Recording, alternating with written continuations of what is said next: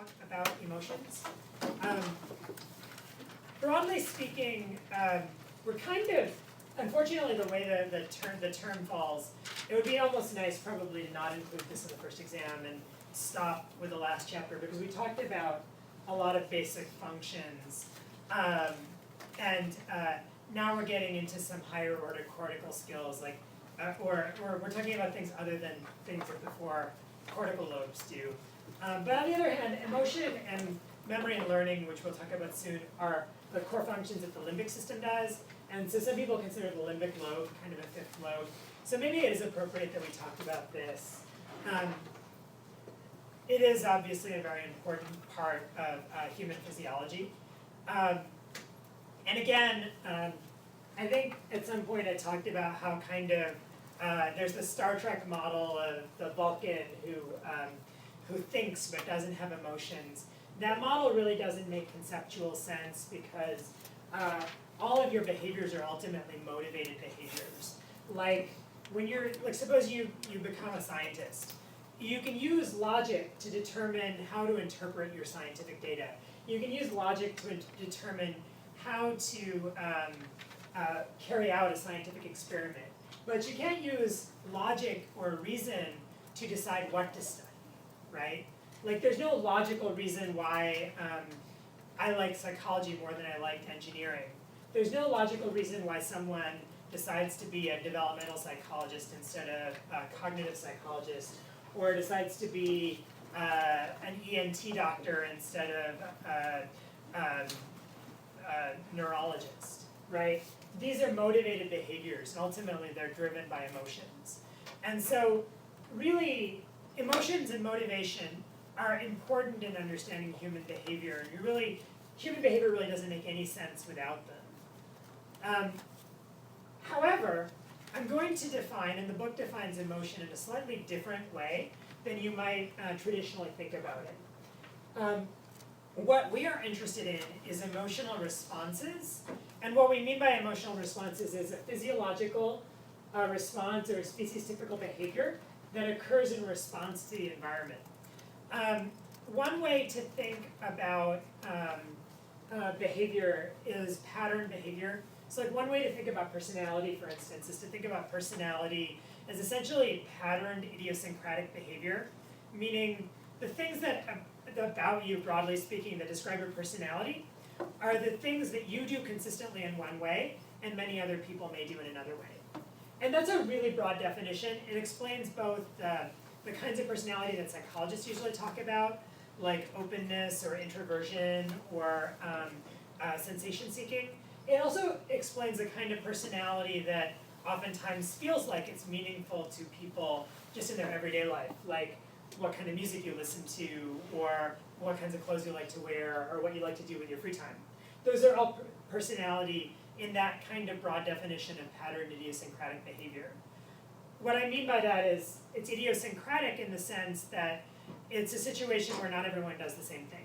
Like your response if someone yells fire when you're in a movie theater is a bad personality indicator because most people will run out the door, right? Your response if you're driving in the middle of nowhere and you have no idea where you are on a cloudy day and you get to the end of a street and you can either turn left or right, that's also not a very good candidate for personality because you've got nothing to go on. We're all going to make random decisions. They're probably not going to be patterned. And so patterned idiosyncratic behaviors may be a pretty good way of defining personality. In that same way, we're going to talk about emotion in the context of patterned physiological response and species-typical behaviors in response to the environment. Here we're not so much talking about idiosyncratic behaviors necessarily, although the pattern of learned emotional behaviors in response to complex environmental stimuli may be different from person to person. The things that make you afraid may be different than things that make other people afraid, but the pattern of physiological response is the same. There was a question earlier about this concept of species-typical behavior, and we'll talk more about that today. But so species-typical behaviors are things that are done in response to the environment that are not necessarily standard across species. And so for instance,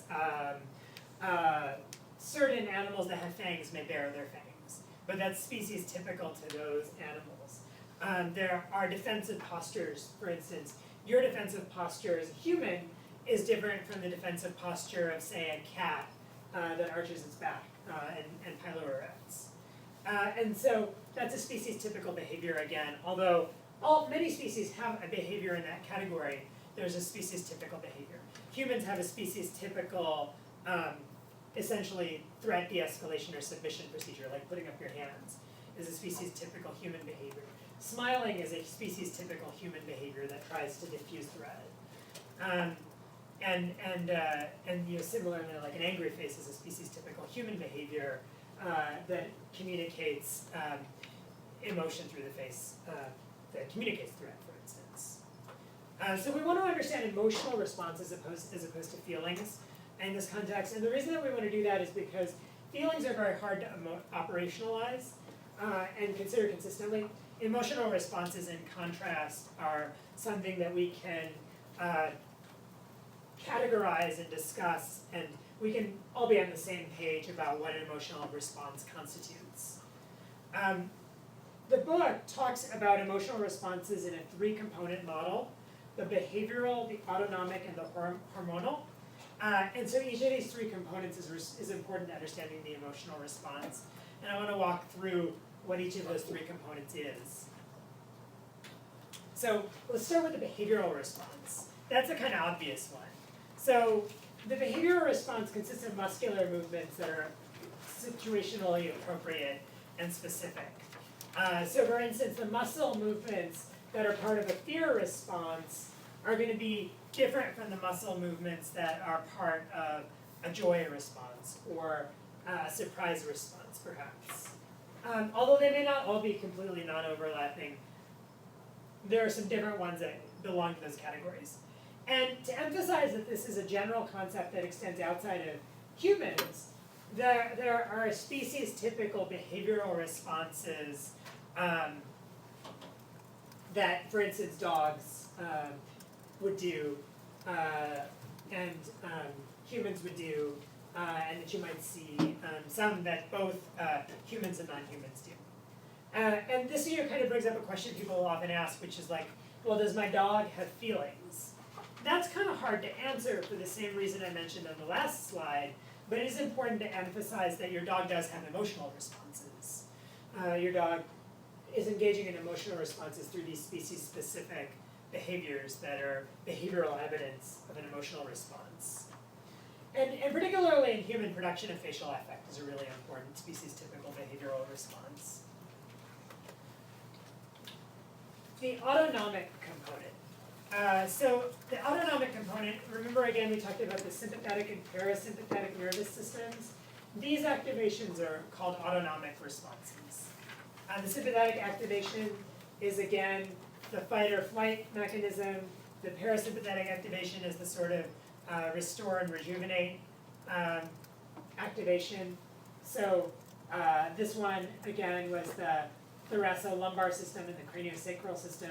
This is the one that generated a response to a system, and then this is the one that kind of reversed that effect. So relaxation, for instance, fell down here. So the autonomic responses are going to be biased either towards an emotional response or away from an emotional response. People generally think better with lots of parasympathetic activation, and in fact one of the sympathetic effects is to put a filter on thinking, because thinking gets you killed in dangerous situations. And so, according to like our species development, right, like if you're being chased by a bear, thinking too hard at that point instead of running will get you killed. So the sympathetic activation, just to refresh our memories, we're talking about things like making the blood vessels smaller to increase the blood pressure, or vasoconstriction. We're talking about increasing the heart rate, or tachycardia. We're talking about stopping things like digestive and healing processes. And then the parasympathetic is essentially the opposite. So opening up the blood vessels to lower the blood pressure, lowering the heart rate, loosening the muscles, increasing activity of digestion and healing in the body. And this again, like we talked about psychoneuroimmunology, you want to inhibit those inflammatory processes by the parasympathetic system, which will contribute to positive healing outcomes. So these are the autonomic components of the emotional response. And in particular, generally speaking, the negative emotional responses will generate sympathetic activity in particular. The positive emotional responses can kind of go either way. If you think about that, like you can think about how your heart rate may be really fast if you're scared. Your heart rate may be really fast if you when you fall in love with somebody too, and so they can be multiply determined. In general, the parasympathetic system though is activating and biasing away from emotional responses and biasing towards cognitive responses. So finally, the third piece of the triad is the hormonal system. The hormonal system reinforces autonomic responses. Remember, the thing to think about with endocrine or hormonal functions is that they are slow, much like metabotropic receptors are slow, but on an even longer time scale. And so hormones work slowly. And so they reinforce autonomic responses because the autonomic responses are relatively quick nervous actions. The hormonal responses are slow chemical actions. But for instance, this might include secretion of adrenal hormones that increase blood flow to muscles and convert stored nutrition to glucose that's available for the muscles. And so the autonomic action that's being strengthened is, for instance, the vasoconstriction and the shunting of blood to the muscles that happens sympathetically. Now it's being reinforced by these hormones that increase blood flow to the muscles. The tightening of muscles sympathetically is being reinforced by this hormonal process, which makes more energy available to keep those muscles tight. Does that make sense? So behavioral, autonomic, and hormonal, three components to the emotional response. Any questions about those three components? Does that make sense? Okay. So, you may have seen one of these before. Lots of people have one in their office, and you get a little magnet. You know, you can put it over the square goes over the feeling that you have for today. You know, maybe you're happy, or you're smug, or you're surprised, or hopeful. Okay, so you can describe feelings in a lot of rich detail, and obviously, well, hopefully, most of you as human beings know kind of naturally that your emotional tone is very complicated. You have nuanced responses to things. You may feel multiple emotions at the same time. You may feel ambivalence. You may feel a very nuanced emotion. For instance, the kind of happy that you get when you find a quarter on the street is different from the kind of happy you get when you found out you just want a vacation to Florida, right? Unless you don't like Florida, in which case you may not be happy at all. So your responses emotionally are highly nuanced. And there are lots of shades to them. But what I want to emphasize is that when we talk about emotions in the sense of an emotional response, it's actually somewhat more simplistic than that previous slide. Darwin actually thought, to some extent, that facial affect was essentially a vestigial function, meaning that this was something that had developed and was highly important in animals, and it was sort of like your gallbladder. It was something that, or your pancreas, it was something you didn't really have a lot of use for. Gallbladder, you know, you can do without one pretty well. And it was really more something that had not gotten evolved out of people yet, which is probably not at all the case, but it does clearly inherit from evolutionarily from other organisms, but it continues to be very important in humans. And really, you know, that's pretty obvious, and people have recognized that smiles convey meaning for a long time. But again, going back to the idea of when things are likely to be inherited, there is a strong cross-cultural universality of emotions, and that's a strong indicator that it's likely inherited and innate because it's universal across times and places. And in this kind of level, there's a limited number of basic types of facial affect, and those are the ones that are clearly cross-culturally consistent. And what the book talks about is a couple of examples of data that support this idea. One is, for instance, that if you could still find a person who was like a pre-literate tribal person who was not in contact with the rest of the world, what you would find is that that person could recognize your facial affects accurately and that you could recognize their facial affects consistently. And this is really specific for facial affect. I mean, it's important to emphasize, for instance, that other kinds of facial communication, like gestural facial communication, are not necessarily cross-cultural. For instance, nodding doesn't mean the same thing in all cultures. My ancestors, Indians, have a facial gesture that looks kind of like this, that conveys a sense of agreement that's different from nodding. That's not a cross-cultural facial expression, it's a facial expression that Indians make. And so we're talking about specific facial affects that are cross-cultural, not everything that's done with the face or head. But another piece of data that's compelling is the idea that young blind people produce the same facial affect as sighted peers. So for instance, this would argue against learning facial affect via the mirror neuron system, for instance, purely. You don't need to see in order to be able to smile like other people smile when you're happy. And so there's smiling in response to stimulation in blind people who cannot have learned to smile based on watching their mom smile. So both of these things argue for an innate quality to some basic facial affects. And they're not these facial affects, not all of these are innate, but rather some really specific ones, 5 or 6 of them. Fear, anger, disgust, surprise, sadness, happiness. These are the ones that are likely to be cross-cultural. And you can actually possibly argue that some people choose 5, some people choose 6, but usually they're going to choose from this list. And I think the disgust is kind of where there's a little bit of disagreement. And again, validating this idea are that these facial cues are recognized cross-culturally and interpreted consistently cross-culturally into this categorization. And there are good functional arguments for each of these emotions. So for instance, being able to communicate fear via affect can have benefit in terms of communicating submission, for instance, of like de-escalating a threat, because the person recognizes you're afraid of them. Maybe I'm talking to you and I'm too close and I'm too loud, and that generates a small fear response. That's going to be my cue to back off, talk more quietly if I'm not trying to stress you out. If I'm trying to stress you out, it might be my cue to talk even louder and get even closer. But so there's a functional benefit to this. Happiness has a functional benefit for social bonding and engendering activities that bring the group together. So each of these are pretty likely to be basic, innate, functional, evolutionary emotional states and emotional expressions and responses.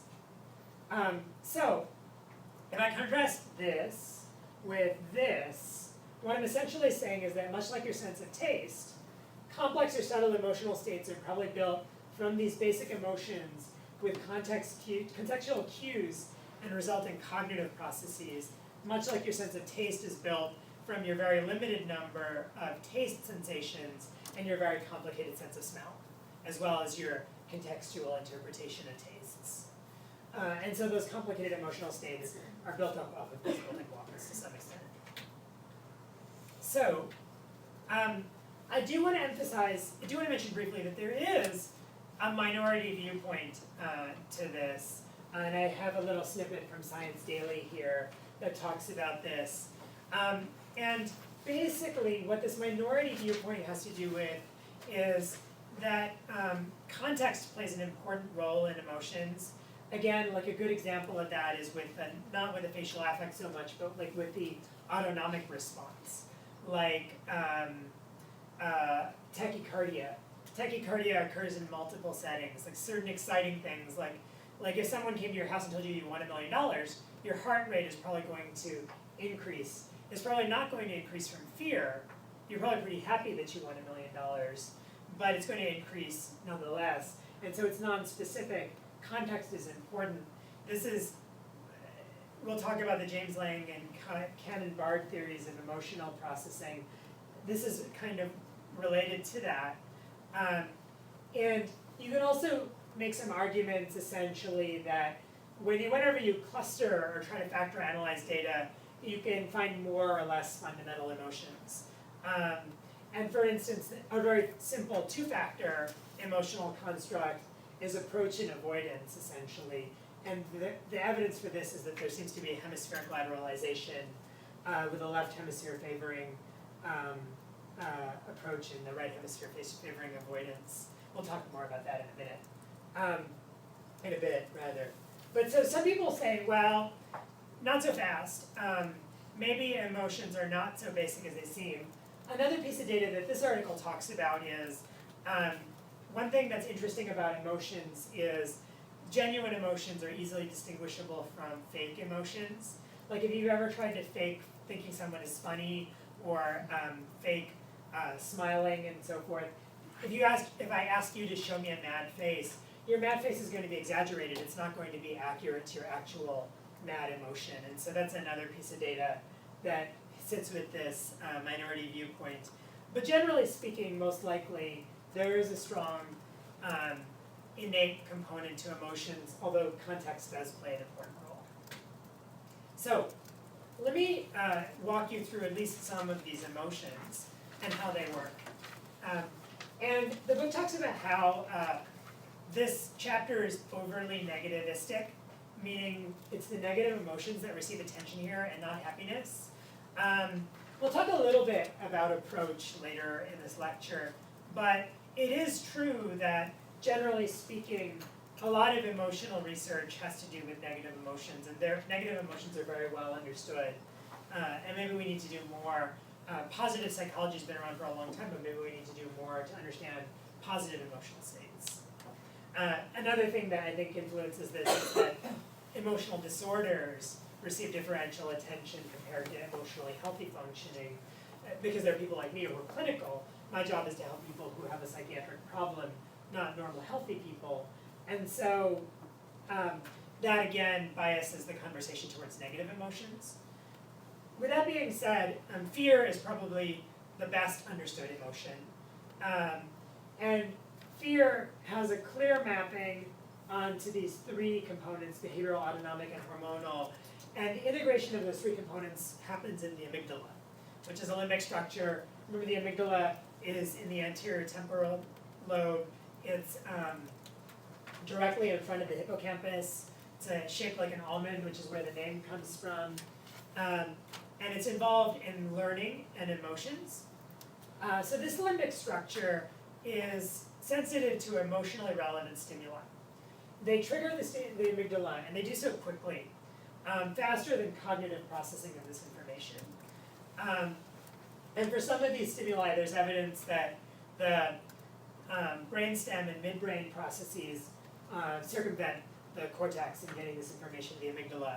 So for instance, we talked about how there are way stations for sensory information like the geniculate nuclei for vision and hearing. So there are some bypass routes that allow information to get to structures without having to go through conscious or cognitive processing. So emotionally relevant stimuli trigger the amygdala. And the amygdala, which consists of these three nuclei, then is involved in generating the emotional response and the fear response. So again, it's a limbic structure. It's in the temporal lobe. It has a lateral nucleus, a basal nucleus, and a central nucleus. It actually has a lot of nuclei, but these are the three that we're going to focus on, these three sets of nuclei, lateral, basal, and central. Here's a picture of that very schematically. The basal, lateral, and central nuclei. The cortical input is primarily lateral, and the cortical output is basal and lateral, whereas the hypothalamic and midbrain and brainstem outputs are central nervous nucleus. And so the central nucleus is controlling these autonomic and endocrine responses, whereas the behavioral responses are more being controlled by the lateral and basal nuclei. So there's a lateral nucleus. It's the main input nucleus. This is where information comes into the amygdala. And it projects to the basal ganglia, the central nucleus, the ventromedial prefrontal cortex, so the basal nucleus and the basal ganglia, and also the thalamus. So it has internal and external projections, both to other parts of the amygdala and to these other structures. but particularly the ventromedial prefrontal cortex. The basal nucleus also sends information to the central nucleus and to the prefrontal cortex, but notice how its input is not coming from outside, but from inside, from the lateral nucleus. And then finally, the central nucleus is primarily responsible for outputs to the hypothalamus, the midbrain, the pons, the medulla, and these are generating the autonomic responses and the more basic behavioral responses, meaning like threat responses and things like that, rather than complex behaviors. So lesions to the central nucleus of the amygdala reduce emotional behaviors and physiological responses. So animals with central nucleus lesions will show less fear response and be more tame and show less physiological arousal in response to stress. And in contrast, stimulating the central nucleus of the amygdala causes a fear response and agitation, and long-term stimulation causes stress-mediated pathology like gastric ulcers. So this conceptually should make sense. We said that the central nucleus output involves the autonomic processes, like shutting down or triggering digestion, like diverting blood to the muscles or letting blood go to the internal organs, like increasing or decreasing the heart rate. So these long-term stress-related pathologies, like heart disease or ulcers, they're being caused by these autonomic and endocrine processes, because those processes control the digestive system and control healing and control inflammation and control the cardiovascular system. Now, that's what the structures of the amygdala do, how they take in information and how they output that information and result in the more autonomic and endocrine changes and the more high-level behavioral actions. Let's talk a little bit about what that process works like. Hopefully, the idea of classical conditioning is one that you've been exposed to before. It's a building block of behavioral psychology. And it's the same phenomenon that Pavlov described with his salivating dog. And the idea of classical conditioning, again, is that there is an unconditioned stimulus that produces an unconditioned response, but you can pair that unconditioned stimulus with a new stimulus and generate the same response in response to the new stimulus. So in Pavlov's case, the food, which naturally creates salivating, was paired with a bell, which doesn't naturally create salivating, and then later the bell created salivating as well. So that's the model for the fear response, classical conditioning.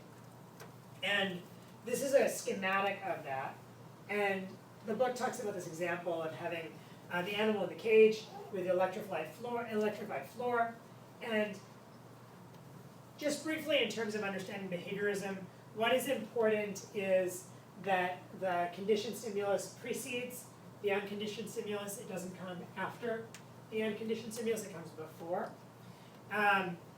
And so here, the tone starts, and then the shock to the feet happens.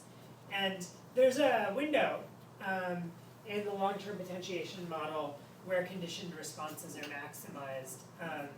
That's kind of on the order of hundreds of milliseconds. So this, again, is classical conditioning. Unconditioned stimulus causes an unconditioned response, like the electric shock causes the animal to jump. The neutral stimulus initially doesn't cause any response. The tone doesn't really cause a major response at all. But when the tone is followed by the unconditioned stimulus, that is the shock, then the unconditioned response happens, that is jumping. And over time, that causes the formation of a conditioned response, which is jumping in the absence of the unconditioned stimulus. So ultimately, the animal will jump in response to the tone in the absence of the shock. And the lateral nucleus mediates this conditioning, which is a very, very simple form of learning. And so when we talk about the amygdala being involved in emotions and learning, we're actually talking about the same thing. Because fear is a learning mechanism. You touch a hot stove, it burns you, you don't touch it again, you've engaged in engaged in fear-mediated learning. You learn not to touch the stove. There are higher level fears like that essentially involve higher order conditioning, like you fear when you're a little kid, maybe you feared your dad raising his voice because your dad raised his voice when you'd done something bad, and that was usually followed by being spanked or something like that. Then you have a higher order conditioning for your dad's loud voice, for instance. That's a learning process. And you can learn in this classical conditioning paradigm. And that, in the case of fear, is mediated by the amygdala. So the prefrontal cortex is also important. The amygdala is essentially part of a limbic circuit that involves, in particular, the amygdala, the dorsomedial nucleus of the thalamus, and the ventromedial prefrontal cortex. That circuit is essentially a learning circuit that creates these fear responses. The role of the ventromedial prefrontal cortex in this process is, generally speaking, to inhibit the fear response, meaning that when you extinct a learned response, like a conditioned response, it's not so much that it's getting unlearned, but rather that you're generating a ventromedial prefrontal ability to inhibit that response. What that means is, for instance, so you take the rat and you administer the tone and the shock, the rat jumps, then you remove the shock and the rat continues jumping in response to the tone. Now, over time, if you initiate the tones and the tones are no longer paired with the shock, then the learning will extinct and the rat will stop jumping because the tones are no longer associated with the shock, and so the rat learns that the tone can happen and the shock doesn't happen. So the rat will stop jumping. The rat still has conditioned learning to jump. It's just that the rat's frontal cortex is inhibiting that conditioned learning to jump. Does that make sense? So this is an important idea. You're not unlearning, you're overriding. And generally speaking, the role of the frontal cortex, a lot of it is overriding in conjunction with the basal ganglia, in conjunction with the amygdala. So you need to override basic responses in order to engage in complex responses. Like when you take a test, you need to, the basic response is to be afraid. But unfortunately, you don't think straight when you're afraid. And so you can't answer the questions on the test correctly. You need your frontal cortex to inhibit that fear so that you can engage in thinking, so that you can answer the questions correctly. So it's very important because you can carry out most of your complex activities are also responses to stimuli that generate a much more guttural basic response. If you engage in that basic response, you'll never get around to engaging in the complex response. Much like if your boss tells you that you need to come in on Saturday and you punch them, then you don't get around to having a conversation with them about why you shouldn't come in on Saturday. You need to inhibit that automated response, in this case an emotional response, in order to engage in a more complex response. So the ventromedial prefrontal cortex is ventral on the belly side of the brain. And remember we talked about the neuraxis. Ventral is the belly side, including the underside of the brain, like if my head were tilted up, like if I were the crocodile in the picture. So this is all ventral, and this is all dorsal. The dorsal parietal cortex, ventral temporal cortex. So ventral and medial, meaning close to the center line, not lateral, meaning far away from the center line. So for instance, there's dorsal lateral prefrontal cortex, which is over here, that's involved in things like working memory and mental flexibility. This is ventral medial prefrontal cortex. The way the book uses ventral medial prefrontal cortex is a little confusing because they include two structures. The orbitofrontal cortex, which is right up here. The reason it's called orbitofrontal is because your eye sockets are called orbits, and so it's right behind your orbits. So like if you remember like a frontal lobotomy with an ice pick back in the old days, the ice pick was going through the orbit and into the orbitofrontal cortex. And that's what happened to Phineas Gage also. But the book also includes the anterior part of the cingulate, the anterior cingulate gyrus in this ventromedial prefrontal cortex. Later on, I don't want to test you on this. I don't think it's important at that level. But later on, when you encounter this term, ventromedial prefrontal cortex is often synonymous with orbitofrontal cortex. And they're really talking about that prefrontal cortex and not the anterior cingulate. The anterior cingulate is an internal gyrus that's between the corpus callosum and the frontal cortex. There essentially are two parts of it. There's more of an emotional hot part, which is in the front. And there's more of a thinking part, which is in the back. So the part that's further to the front is also working in conjunction with the orbitofrontal cortex. So like here somewhere for the anterior cingulate, and then here for the orbitofrontal cortex. But I'll use the book's term ventromedial prefrontal cortex. That's what they're talking about. There is a little bit of variability in what people mean by this. And oftentimes if you're looking at really biological literature, they'll try to stick to things like Brodmann areas that very specifically define brain structures based on histology or based on the way the cells look. But so this is the ventromedial prefrontal cortex that is inhibiting conditioned responses. So the amygdala is here somewhere.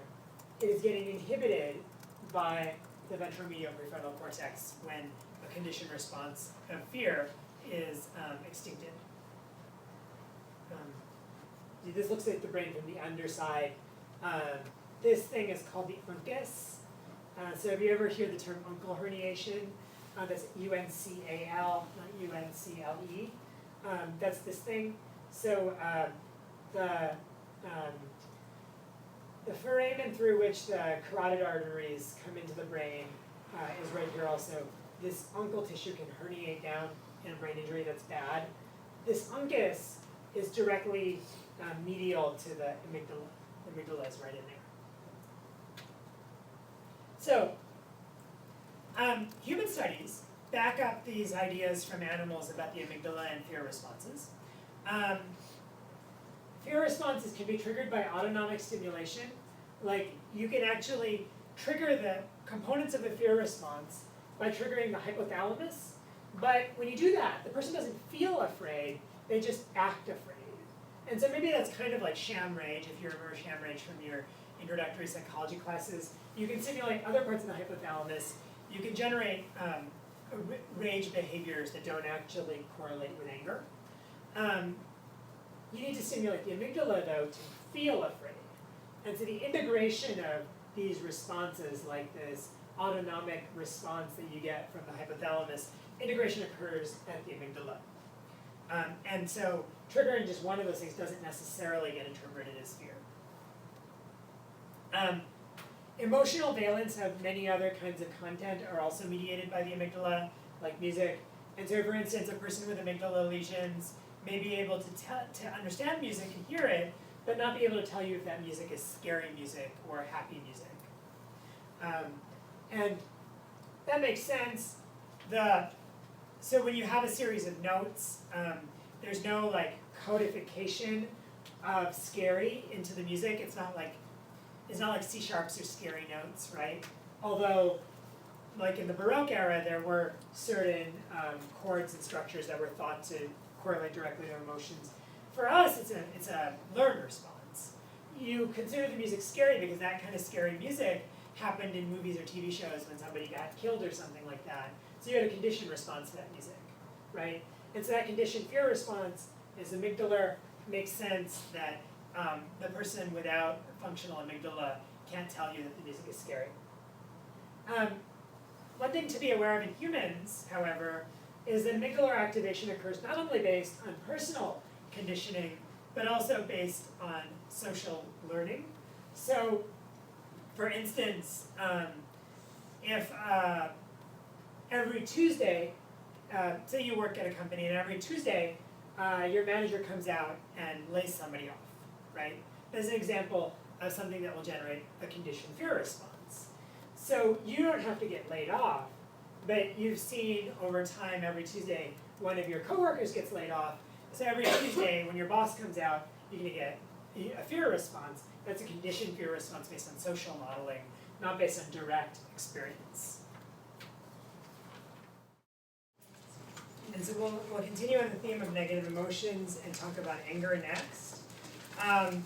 Anger is obviously one that we have a lot of motivation to understand.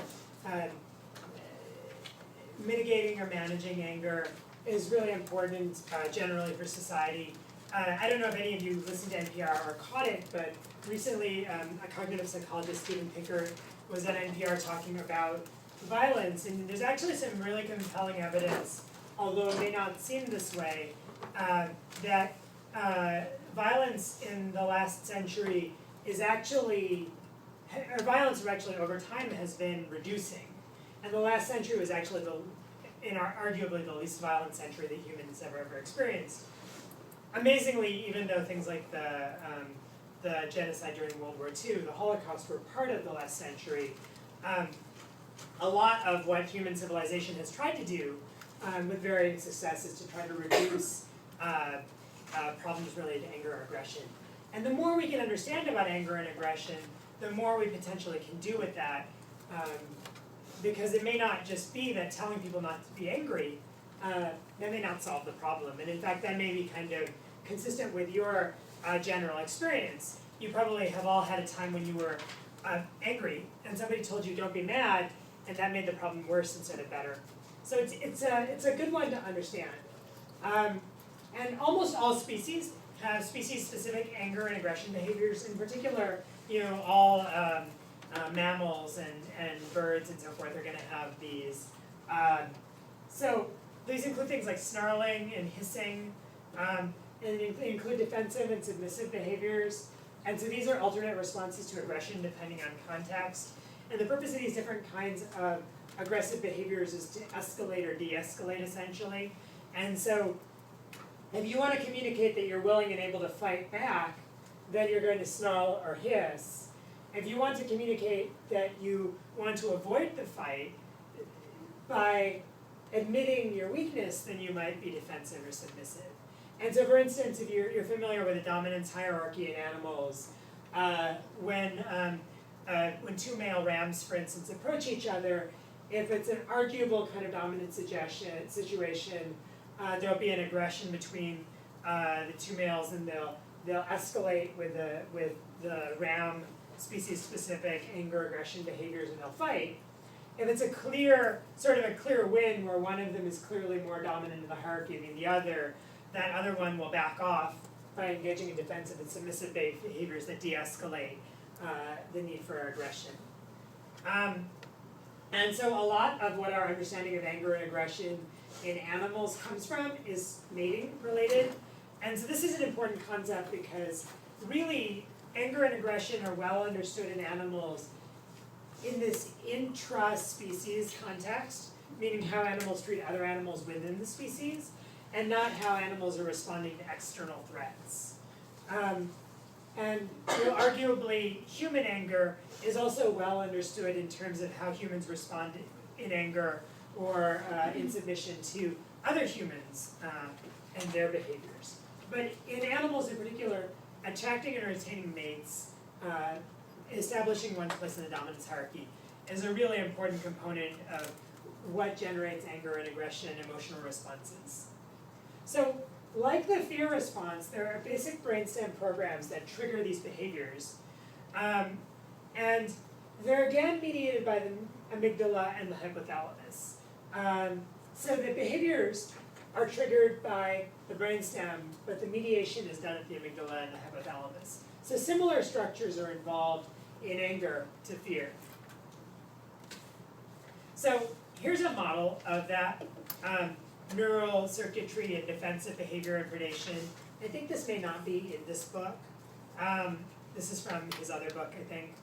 And so here's the amygdala, again, your central, basal, and medial nuclei. In this case, this other medial nucleus is involved, as opposed to the lateral nucleus that was involved in fear. But what I want to emphasize is that they are, again, controlling the brainstem and the hypothalamus. So control of the hypothalamus is going to generate species-specific behaviors, because again, the hypothalamus is involved in fight or flight. It's also going to trigger an endocrine response because the hypothalamus has a controlling relationship with the anterior pituitary gland. And then we haven't talked about the periaqueductal gray matter very much, but these nuclei near the brain, near the cerebral aqueduct, can trigger these specific behaviors, like defensive rage.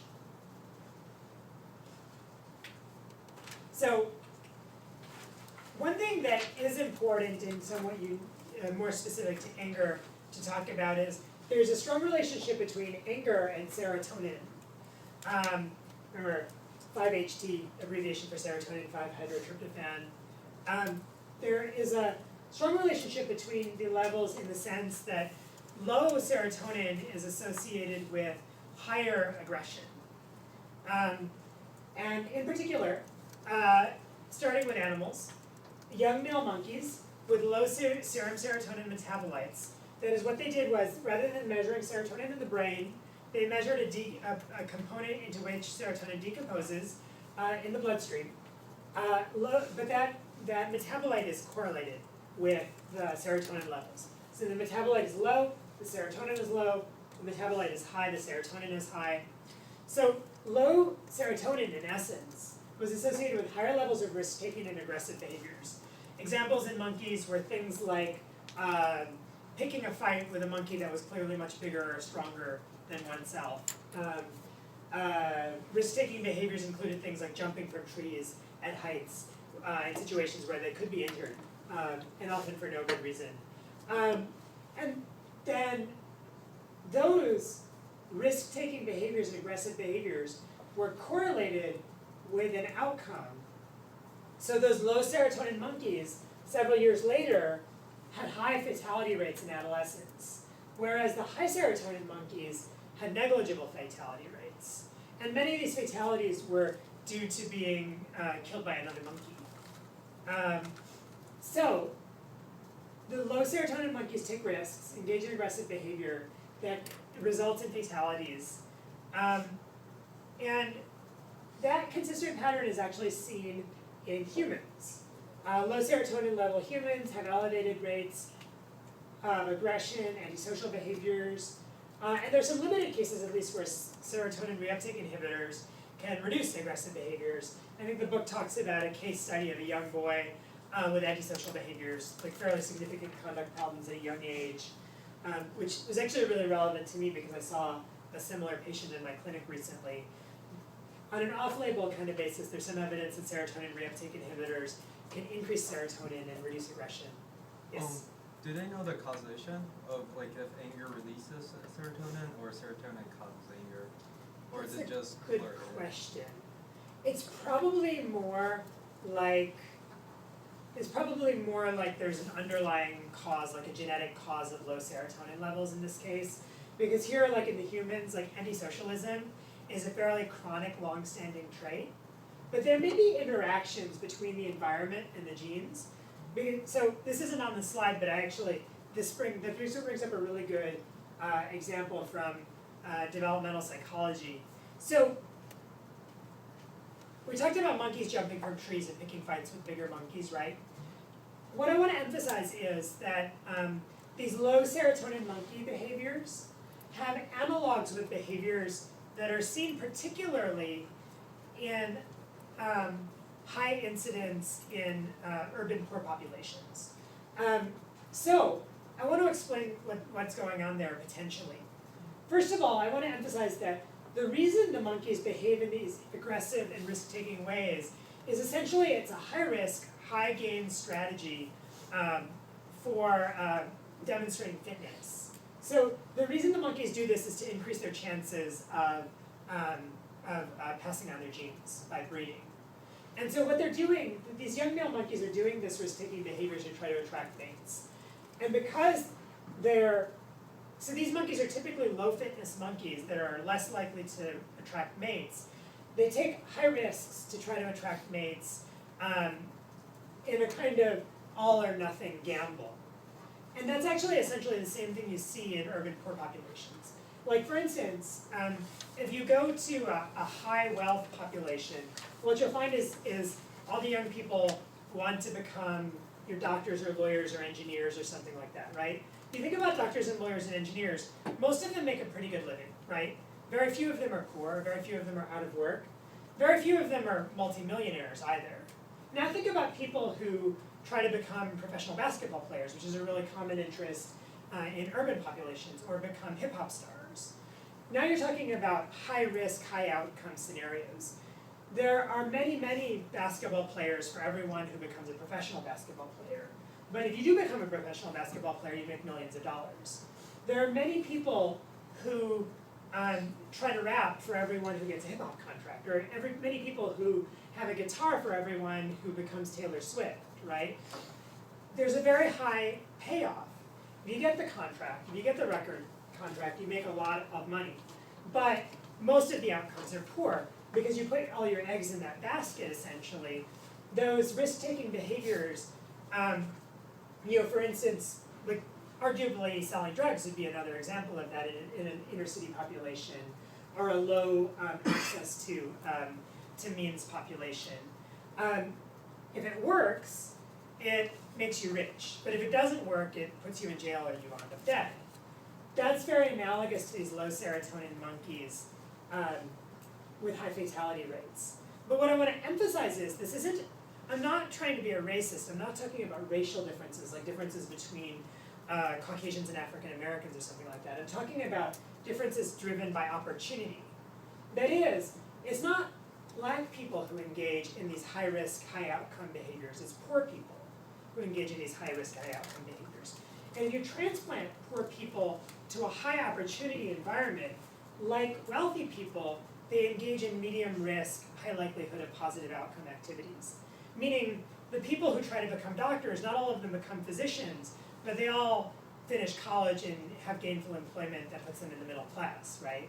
It's a low level of risk. It's also an intermediate outcome because most of them don't become millionaires. They also don't become poor. So that's what I mean when I say there's a gene-environment interaction. So the genes probably drive high or low serotonin levels, but the environment can interfere because you don't see these high-risk taking behaviors in high-access populations. Like, if you have a population of monkeys where access to food, for instance, is very plentiful.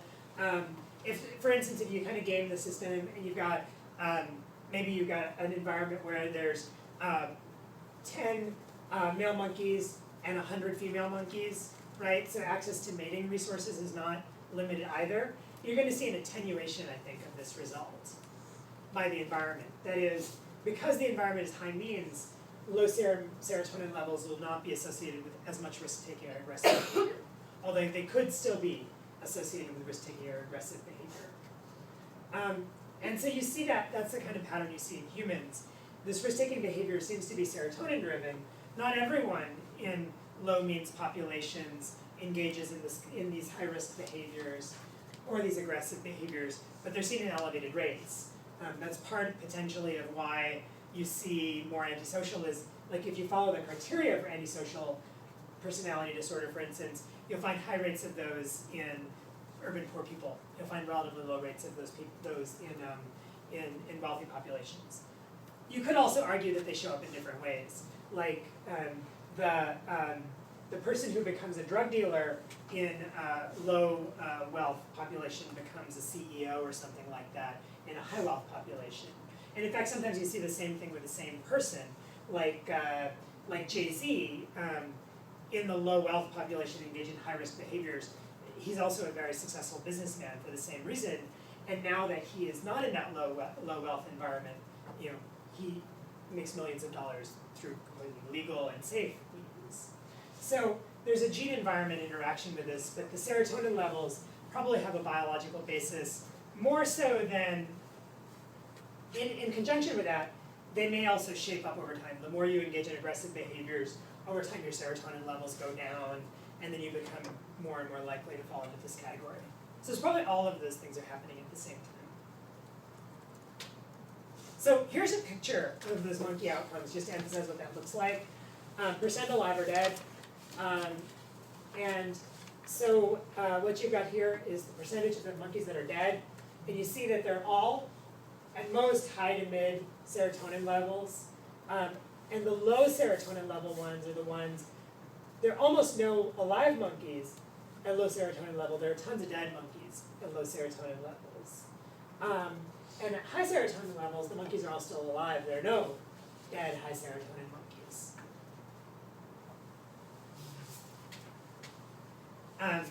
So that's really compelling in monkeys, and it seems like that same conceptual argument may apply to people to some extent. So this probably doesn't mean you should start dosing poor people with serotonin, but it may be an opportunity for treatment. It also brings up a really interesting ethical question, potentially. It brings up lots of really interesting ethical questions. But one that we really struggle with in psychology is where to place things like antisocialism. Like, if a person has a brain lesion that makes them incapable of stopping themselves from doing something wrong, we generally consider them not guilty, like not guilty by reason of insanity, and not responsible for their behaviors. But antisocialism is pretty much just defined by doing things that are wrong. And so, generally speaking, in the legal system, other psychiatric diseases may be considered valid explanatory factors, but antisocial personality disorder is usually not considered a valid explanatory or mitigating circumstance. And in fact, it's really kind of unfair, because if you just apply these criteria to people, what you find is that 80% of people who are in prison meet these criteria. But it's a circular argument, because they meet the criteria for the same reasons that they're in prison. However, if a medication treatment can resolve the problem potentially, like maybe not SSRIs all the time, but maybe there was another modality that could restore these serotonin levels, then does that make us need to change our perspective on what constitutes a psychiatric disease and what constitutes a personal choice? That's an interesting, that's a complicated question. I'm not going to tell you the answer, because I don't know what it is. But our scientific knowledge may change that answer, maybe even within our lifetime.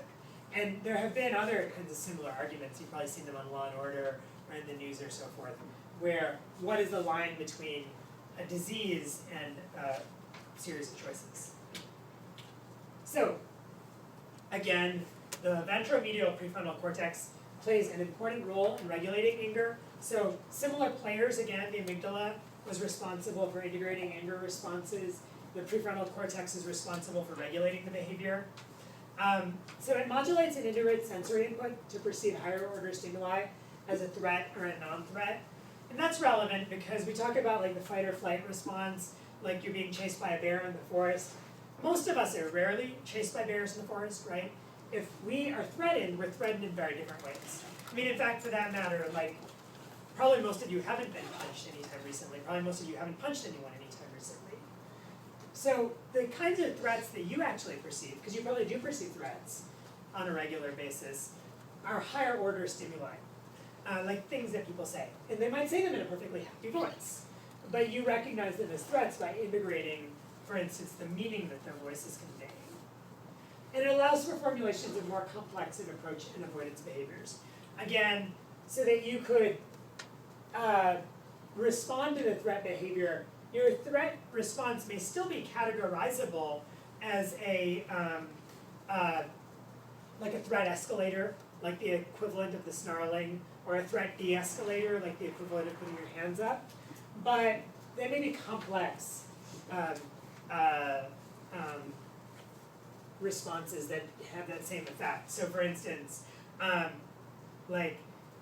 telling the person off who's threatening you is a threat escalator, right? Or flipping the bird at them or something like that. Those are threat escalators generally. Saying like, hey man, take it easy, is a threat de-escalator, even though it's a more complicated response than putting your hands up, which is a relatively simple human-specific response. So the prefrontal cortex allows for more complicated aggression, escalation, and de-escalation procedures.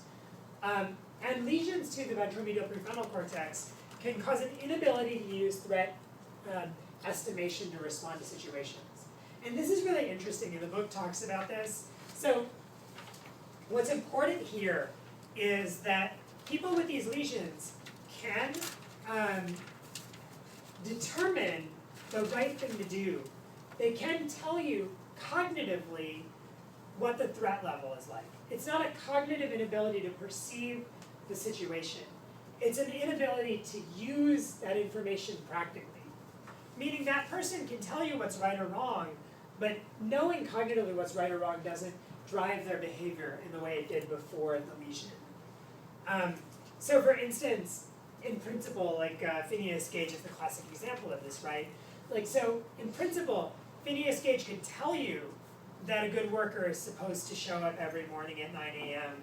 That doesn't mean that he would show up every morning at 9 a.m., whereas he did before the lesion happened. More generally, ventromedial prefrontal lesions cause poor emotional self-regulation, problems with frustration management, mood variability or lability, meaning like roller coaster emotions, impulse control. These are called hot executive skills sometimes, and the hot means that they handle emotions rather than thinking. So the cold executive skills are things like dividing your attention and using your working memory. The hot executive skills are things like emotional self-regulation. And that makes sense because these emotional self-regulation tools are going to be critical in up or down regulating angry and aggressive behavior. And it's both. I put down regulation here, but it's also up regulation. Like people who are apathetic, to whom something really bad happens and they ought to get angry and go do something about it, but instead they sit around and let it happen. So you don't want to be passive, you don't want to be overly angry. You want to engage in complex responses that are essentially pro-social responses to the emotion that you're experiencing. And the ventromedial prefrontal cortex inhibits those initial responses and lets you formulate the more complex ones, just like when we talked about fear. So, disgust. I think that this one may not be in your textbook, but let's talk about disgust briefly. Disgust appears to be motivated, at least in part, by a desire to avoid disease. And oftentimes in human interactions, disgust is also strongly motivated by the desire to avoid social disapproval. So an example of that would be, so what's a good example of that? So like in the news recently is this Sandusky case, right, with Penn State. That's a highly socially unacceptable behavior, right? Very, very, very, very few people approve of the behavior he's accused and convicted of. You have a very strong social motivation to be disgusted, to show disgust by this. That disgust maybe doesn't achieve anything because you don't know anyone who does this kind of stuff. And you being disgusted isn't going to change anything. Not saying you shouldn't be disgusted, but only some of us in certain aspects of our lives have any opportunity to do anything about this kind of problem, right? But we need social approval. We are strongly dependent on it. If you think back to our ancestors, small clusters of humans who are able to work together to stay alive, social disapproval was a life or death issue because you couldn't make it by yourself. Humans are adapted to make it as a group. And so you really need approval of the group because if you don't have approval of a group, you lose all those benefits. For instance, the group of early humans may have had several men who hunted, and as long as one of you caught something, you all ate. But if you're off by yourself, you only eat when you catch something. It makes it a lot dicier. Or the group may have had many women who are doing hunting and gathering, or doing gathering. But again, if you had a bad yield, you don't have anybody to share with. So you're strongly motivated by social approval as well. And so when there are these situations that elicit disgust, showing that disgust can be socially important because if you don't show that disgust, then you may be disapproved by other people. Like, no one's going to say out loud that they are in favor of sexually abusing children. I mean, nobody actually believes that, but more particularly, even if they didn't, they would hopefully know to keep their mouths shut, right? And so similarly, when I taught abnormal psychology, I asked, well, who would you not want to work with clinically? And everyone always says pedophiles, which, I hear you, what's interesting about that is nobody actually has any pedophiles in their clinic. Like, they don't show up at the hospital looking for help. It's not actually a relevant problem. They don't, you know, like, I've been practicing psychology under supervision and independently for 7 years now. I've never met one in the clinic, or if I did, they didn't tell me that's who they were, because again, they're also strongly motivated by social disapproval. So there are social reasons as well as disease reasons to be motivated by disgust. The disease reasons have to do with things like staying away from soiled things, or like if you see something that's dirty, you show a disgust face, that'll keep other people away from it. You don't want them to get sick, because if they get sick, you get sick. The more stimuli are congruent with the perception of disease, supporting this first idea, the more they trigger disgust. So for instance, a fluid, if it's colored like a body fluid, is more disgusting than a fluid that's in a neutral color. Seeing people who are poorly groomed is automatically disgusting. And there are some other examples I'll show you in a second. The Insular Cortex, which is an interior cortical structure, temporal lobe, is responsible for this disgust response. So this isn't so much an amygdala response. Here are some pictures, maybe kind of hard to make out. So what you want to look at here is, so here's a bowl of liquid. The bowl of liquid on the left side is this mix of blue. The bowl of liquid on the right side looks like it could be urine or pus or something like that. It's more disgusting. This is a valence rating. Don't worry about the units or anything. But the high numbers are more disgusting, so the 2.6 is more disgusting than the 1.6. Here's two pictures of the same man. In this picture, he looks pretty well groomed. Here he's got sweaty skin. His hair is matted. He's perceived as substantially more disgusting in the right side picture. Here's an empty subway car. Same subway car. You got a whole bunch of people's armpits, right? So here's their sweat is a potential disease vector, more disgusting. Here again is a stain. The stain looks like it could be blood or something like that. More disgusting than a stain that just looks blue. This one may be relevant because like they have those diaper commercials and they always pour blue liquid on the diaper, right? Because they don't want to disgust you when they're trying to sell you stuff. So similarly, here are two wounds. The wound on the right side, pretty nasty, right? Pretty hard not to be disgusted. It looks necrotic and infected. More nasty than this. What this one has to do with, what these two have to do with is essentially, I think these are probably tapeworms or something like that. So this is a kind of insect. These two are insects that are not known dangerous, like it's a bee, compared with insects that are disease vectors. So again, all the disease conditions more disgusting than the non-disease conditions. Although I would emphasize that social disapproval is a really strong disgust motivator in humans. So that's disgust. Emotional detection. As I noted, the triggers for emotional, hold on a second. Okay. As I noted, the triggers for emotional affect in humans are often not environmental or non-human dangers triggers. They're actually really frequently related to social interactions with other people. You want to be able to detect other people's emotions fairly well. So particularly, processing of facial affect is an automated, fast process. It occurs very quickly. It occurs well before cognitive processes like reasoning. And it's also affected by body posture detection. Again, a fast process.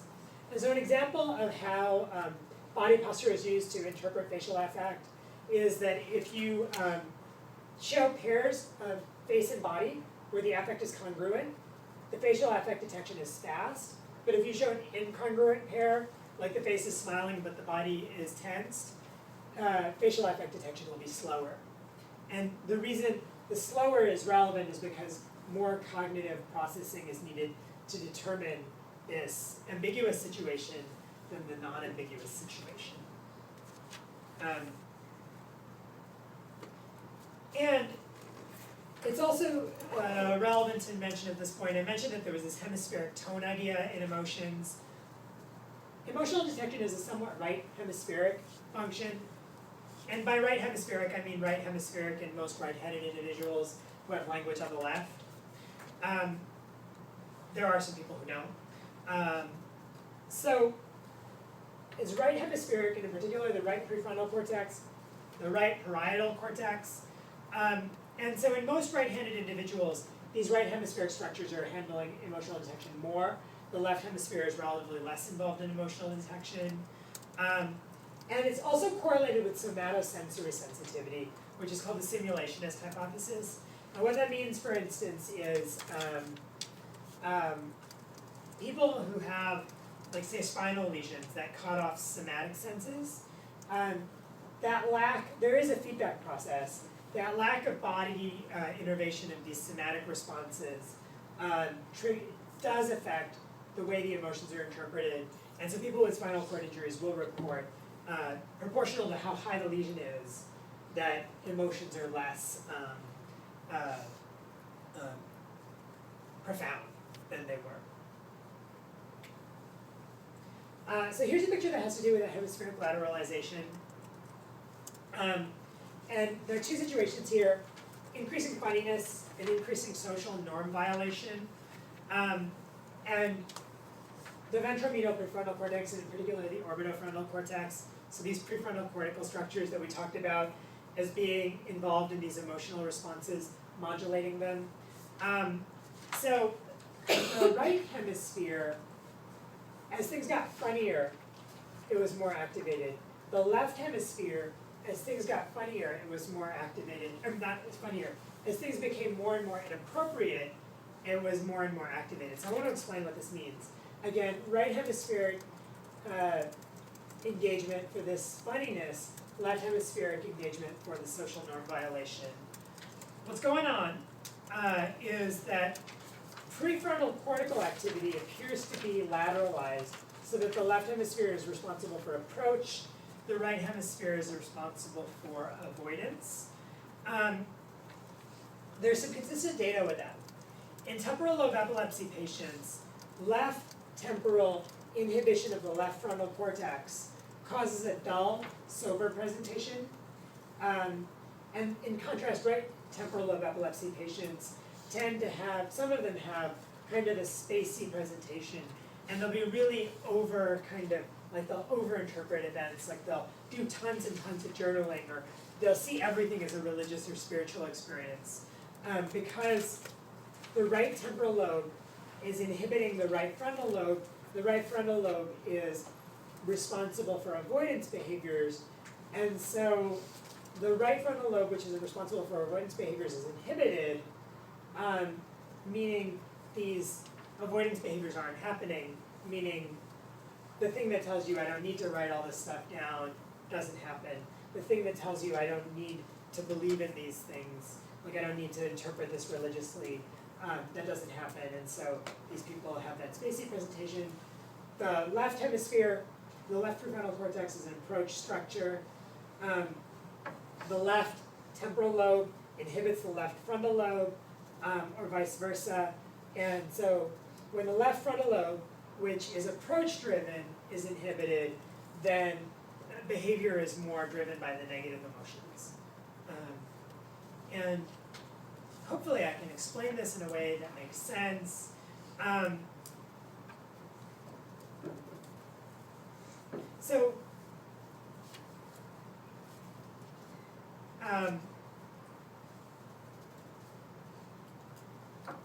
What I think is going on here essentially then is these are the frontal structures, not the temporal structures. The right frontal lobe is an avoidance-driven structure, and that avoidance, so that basically, this part is a little confusing, it's hard to explain because there's some reversals that happen between like different processes where something inhibits something else. But let me not get too lost in that. Let me just emphasize that there's an approach avoidance system with the left hemisphere being more involved in approach, the right hemisphere being more involved in avoidance. that is a two-factor emotional model, essentially. And so I talked about that six-factor emotional model, like disgust and fear and anger and surprise. This is a really, really simple emotional model, just two, one for the left hemisphere and one for the right hemisphere. Okay. The amygdala and facial affect recognition. So the amygdala does seem to be involved in at least some aspects of facial affect recognition. It seems to be mostly the negative emotions and not the positive ones. And it doesn't seem to be consistently involved. For instance, I said before that scary music was detected by the amygdala, but fearful tone of voice, for some reason, seems to not be detected by the amygdala. And that may be because scary music is a learned association, whereas fearful tone of voice may be more cross-cultural. It may be innate and not need learning from the amygdala.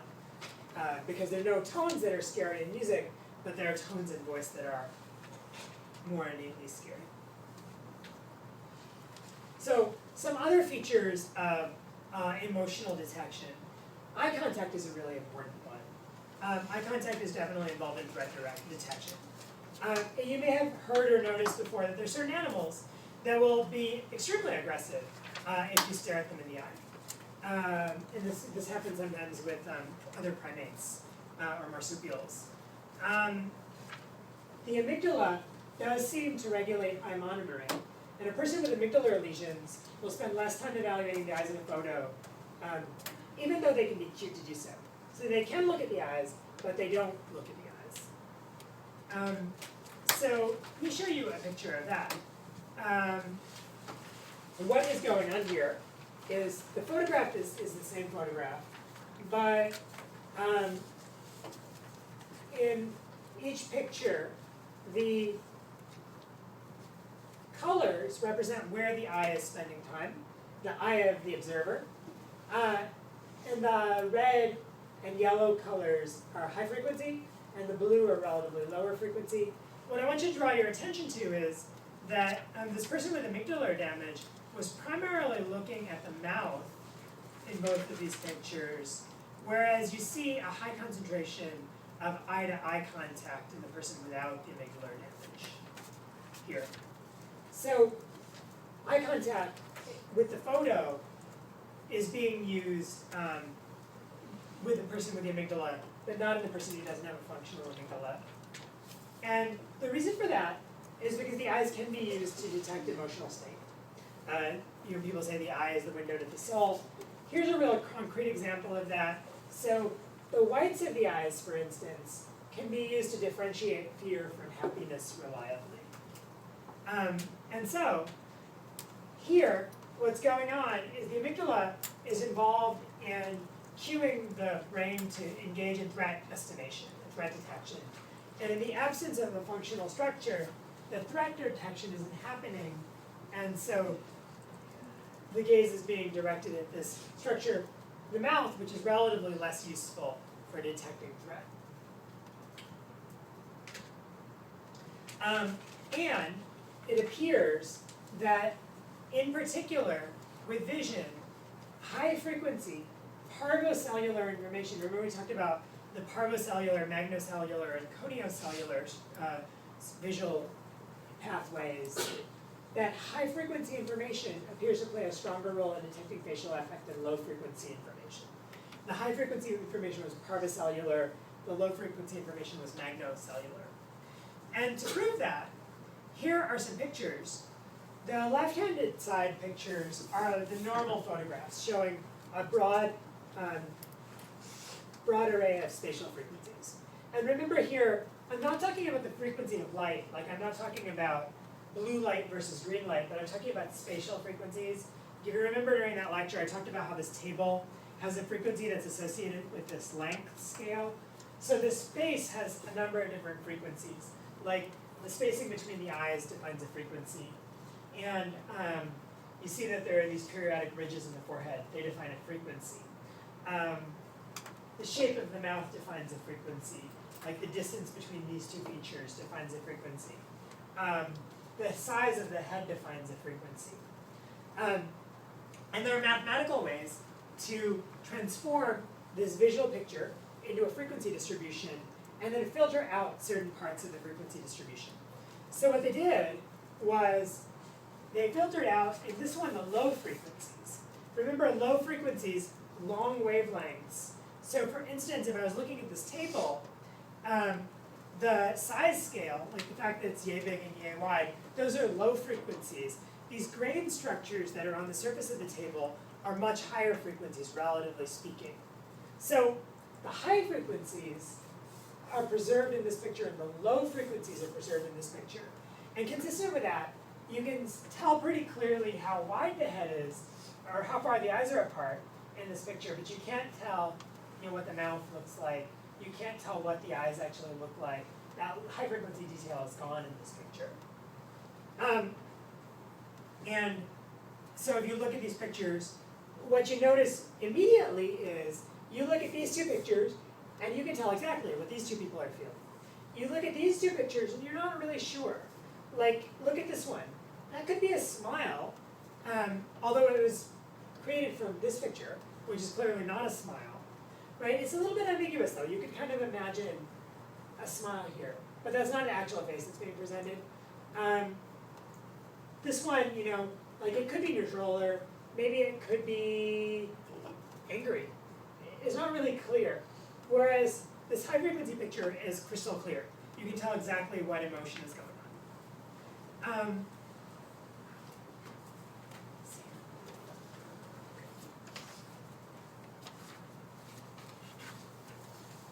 What I'd like to do is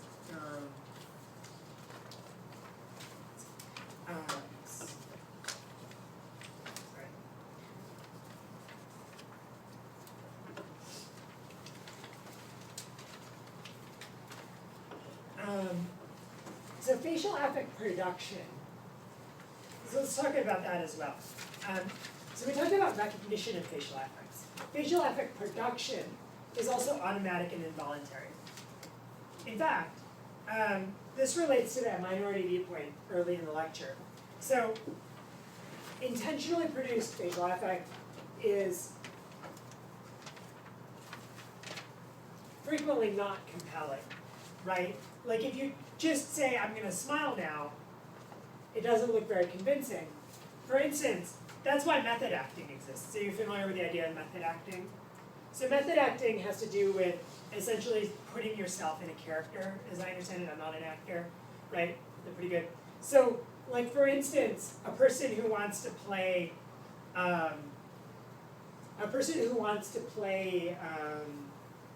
say a homeless person, would spend a lot of time around homeless people, watch how they function, and then they would, essentially like put themselves in a place where they can empathize with a homeless person, think like the homeless person. Similarly, if they wanted to play a baseball player, they'd spend a lot of time on a ball field with baseball players until they were thinking and acting like a baseball player. And then it's compelling. And there are other tricks in acting, I think, also. Like, you could create genuine emotions that way. You could create genuine emotions also not by getting into that role, but by going through a process that generates another emotion. Like maybe you cry every time you think of the dog that you had when you were in 3rd grade. So that could make you cry. That crying is going to be more compelling than, well, crying is a hard one to imitate, but that sadness is going to be more compelling than the facial affect of sadness that you get when you're just trying to look sad. So facial affect production, real facial affect production, is automatic and involuntary. And the amygdala is not so much involved in producing facial affect. As an interesting note of how innate facial affect production is, facial affect imitation, is visible in infants at 36 hours of age. 36 hours, really, really, really early. And I mentioned that blind people will make facial affects just like sighted people at a young age. But I do want to mention also that facial affect is imitated. Even though this isn't how it's learned, there's a strong imitation structure here. And there's probably a specific mechanism that allows for imitation of facial affect. And the reason I put this in is that there is a specific mechanism that's known that's responsible for vocal repeating. We'll talk more about that when we get to the chapter on communication, but Broca and Wernicke identified the productive and receptive language areas, Broca's and Wernicke's area, right? And Geschwind hypothesized that there must be something connecting them, which turns out to be a structure called the arcuate fasciculus. And he proposed a kind of aphasia that would result if Broca's and Wernicke's areas were fine, but this arcuate fasciculus was interrupted. And then finally, it turned out that that was a real disease that you could have. Similarly, what that is, so there's a neurological underpinning that's very specific to the ability to repeat sounds. That explains, for instance, why you can sing along to an opera in Italian when you don't speak Italian, and it sounds pretty good. It's why you don't generally have an accent when you sing, because you're using imitation-specific structures. It makes a lot of sense. Talking is a really important human ability. You want to be able to imitate that pretty well. Similarly, affect imitation, also very important to learn when and how affect should be produced. Not so much that these facial affects are not innate, but knowing that using them socially is very important. Babies who smile back get taken care of by their parents. Babies who don't smile back, maybe their parents are less motivated to help them or feed them when they need it. And so the baby is adapted to elicit care from its mother and father. And here's an example of that. So they're subtle, like the baby's frown, and this pout is obviously fake, right? Which again emphasizes like nobody actually looks like this when they're actually pouting, right? They only look like this when you tell them to pout. But you see that the baby is imitating that face, is imitating the surprise face. What's important to mention with this, if you actually are ever around 36-month-hour-olds, it's not like you say, make this face, and then they do. It's more like you take a video vignette of them and you'll see an over-representation of this face around when she makes this face. Because, I mean, the baby is 36 hours old, it's pretty young. But the point is that if you do the study right, you can actually demonstrate that they're able to imitate faces at an extremely young age. Which suggests that they can detect what's going on over here, they can produce what's going on over here, and they can correlate their detection and production so that they're producing the same thing. Much like the arcuate fasciculus does for language. Interestingly, there is a double dissociation between two diseases. And this is an important concept, especially in my field of psychology. I'll pause for a second and draw you a picture of what I mean by this.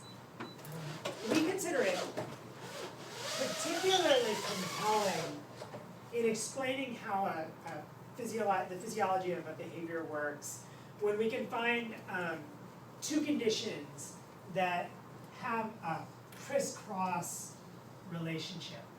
Maybe I can draw this in two different colors.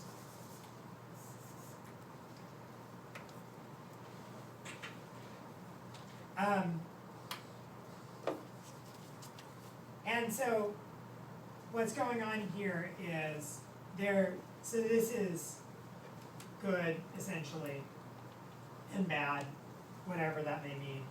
And this is condition A and this is condition B. And so an example of this would be, for instance, there are multiple kinds of dyslexia, right? There are some dyslexias where you can read words that you can sound out just fine, but you can't read words that are irregular, like the word 8 is a good irregular word. You can read, so like for instance, you can read cat just fine, but you can't read 8 just fine.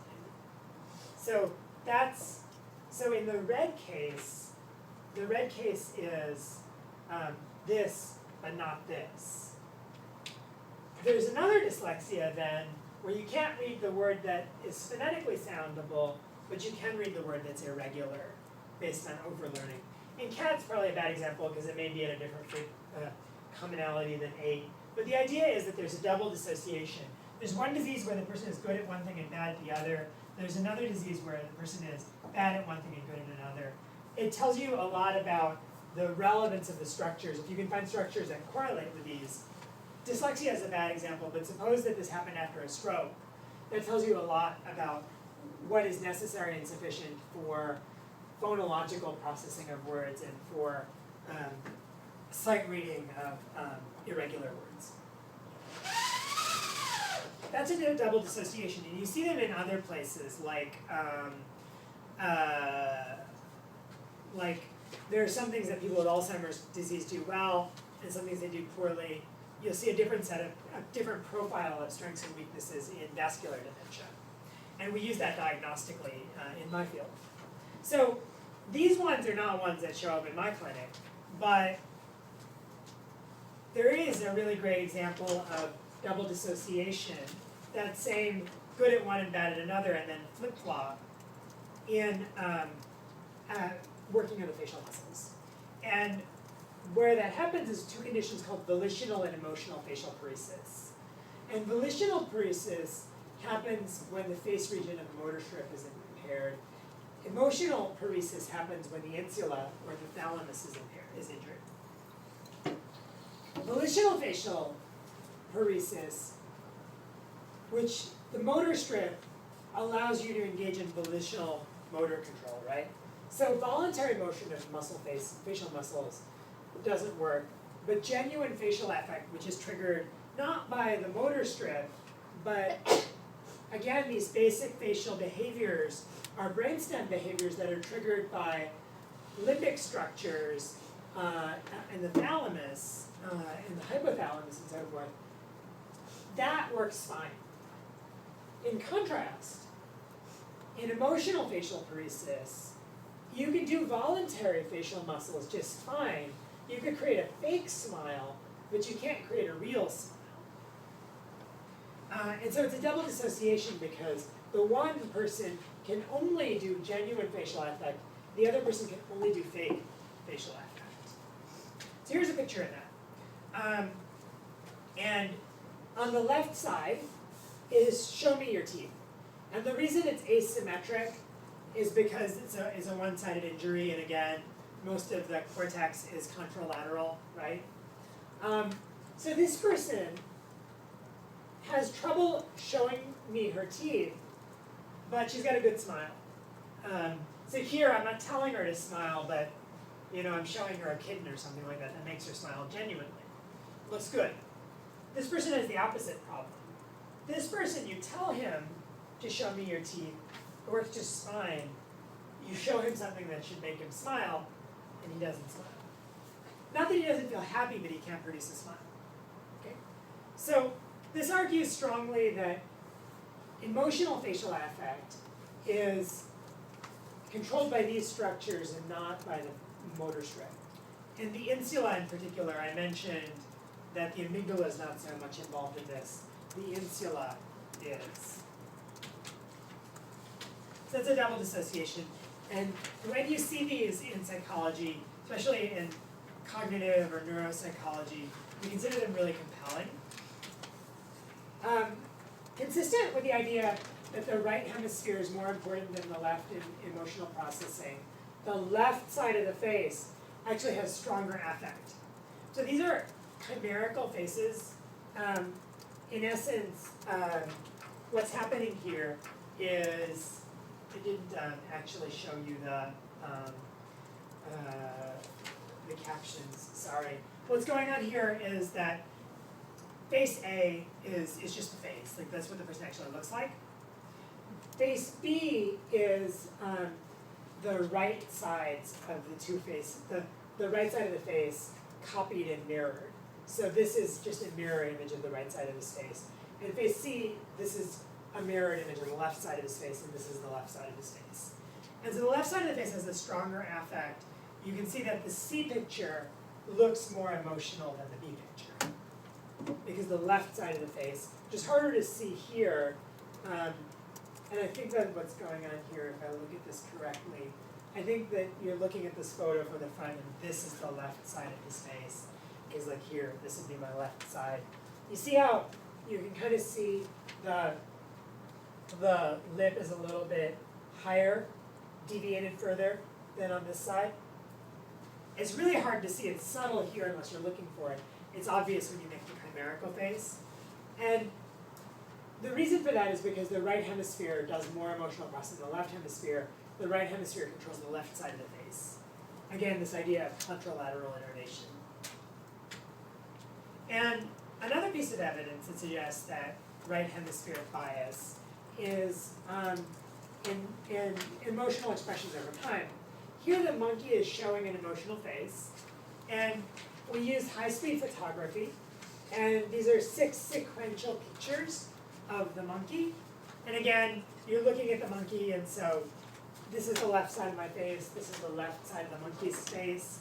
What I want to draw your attention to here is, as this emotional face is showing, you can see it here in pictures 3 and 4.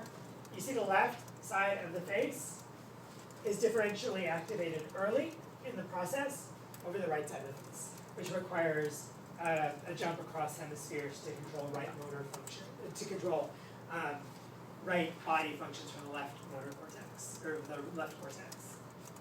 So, kind of elegant, but the right hemisphere has a differential early involvement, and that is seen in the left face. So, I want to talk more or less lastly about how emotion is experienced. We started this lecture by talking about the idea that we were going to talk about emotional responses and not feelings. Because emotional responses are easily characterizable, but feelings are nebulous, even though they clearly exist. So, the experience of emotion. Probably in introductory psychology, or at some point you've heard of the James-Lange Theory. So the James-Lange Theory suggests that a situation causes arousal symptoms and triggers automated behaviors. These behaviors are then processed via sensory feedback to interpret them as emotions. So, you see a bear, you tense up. You recognize that you're tense, and you know that you're afraid. As opposed to the Cannon-Bard theory, which essentially argues that there's independent cognitive affective processes and behavioral processes happening in parallel. The James-Lange theory says, oddly, that it's this perception of your body that tells you you're afraid. What fits this data is that autonomic symptoms are nonspecific. Like I mentioned, like tachycardia occurs for both love and fear. So that autonomic symptom has to be interpreted as an emotion sometimes. What doesn't fit so well, though in this case, is that this autonomic symptom can be interpreted as multiple emotions. There are those moments when you realize you're shaking or crying and that tells you you're upset. Probably at some point or another in your life you've had this kind of thing. Maybe you had dropped your coffee mug and it shattered and that's what told you how worked up you were.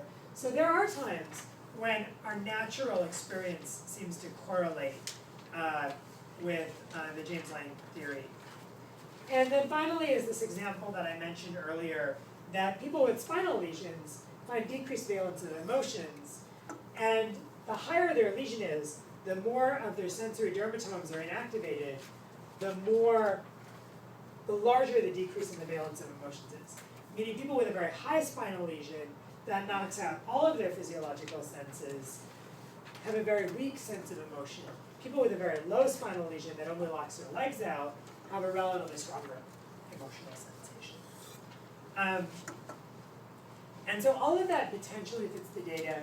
There probably is also some room for something like the Cannon-Bard theory, but there are some pieces of data that support this James-Lange theory. It's hard to test, to be honest, especially because it involves feelings. And in the birth of psychology, like Wundt, there was the introspective kind of method, but for the most part, we don't concentrate on feelings so much, although maybe some new tools will bring that back. Maybe functional imaging, for instance, allows some more of that. This is that James-Lange theory graphically.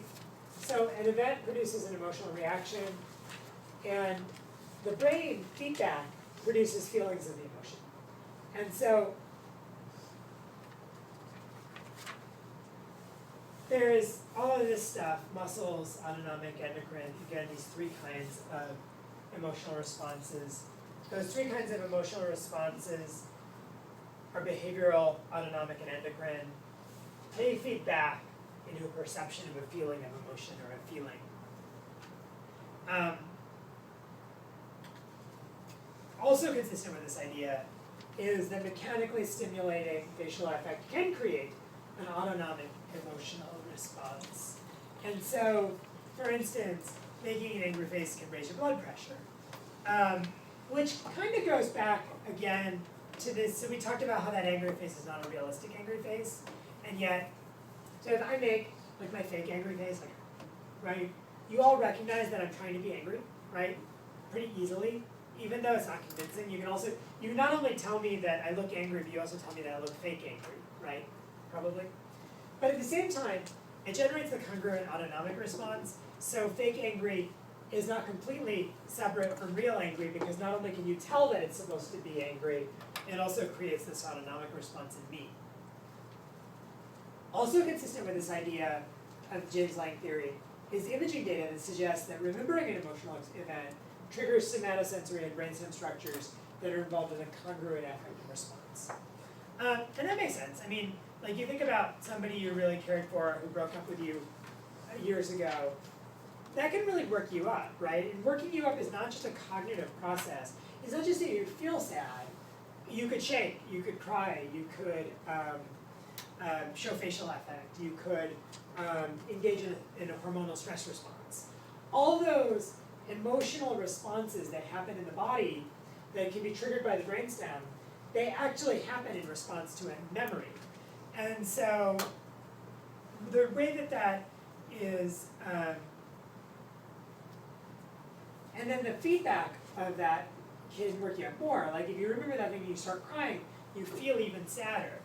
And so maybe potentially consistent with that is, that's actually potentially consistent with this James-Lange Theory. So what I want to do is stop here. It's 5 minutes after 8, which means we're quite a bit early.